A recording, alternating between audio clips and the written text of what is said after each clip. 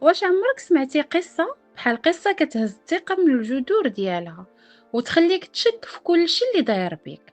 أم، أب، وطفلة بريئة، كل شيء باين واضح في البداية، ولكن الحقيقة كانت صادمة.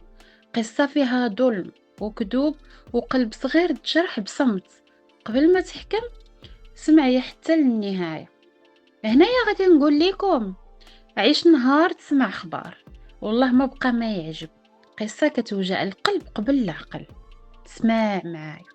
أم في الثلاثينيات مشات للدرك الملكي مع بنتها الصغيرة، كتهم الأب بالأبشع الأفعال اللي هو الزوج ديالها وأب الطفلة. الطفلة في الأول حكات والأب توقف، الشك تبدل لصدمة والدار ولات ساحة الاتهام. لكن الحقيقة ما كتخبى وربي كبير كيف ما كيقولوا. الفحص الطبي قال كلمته، الطفلة ما فيها حتى شي حاجة، سليمة 100%. وملي تعزلت الطفلة بوحديتها بانت الحقيقة. الأب بريء والأم دافعات بنتها للكذوب بسبب خلافات ومصالح بين الزوج ديالها.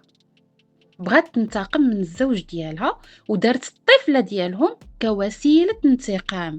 ولكن ربي كبير. هنا الأسئلة مفتوحة. هو شكون هو الضحية الحقيقية في هذه القصة؟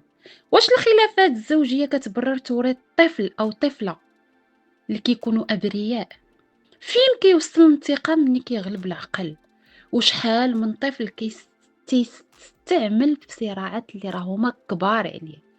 واش الثقة كتقدر ترجع من بعد هاد الصدمة؟ أنا بعدا عقلي وقف.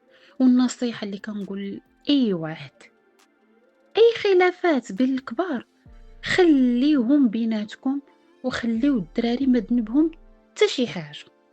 الأطفال ماشي وسيلة انتقام، حيت الجرح اللي كيتزرع فيهم اليوم راه كيبقى معاهم طول حياتهم. الله يهدي ما خلق.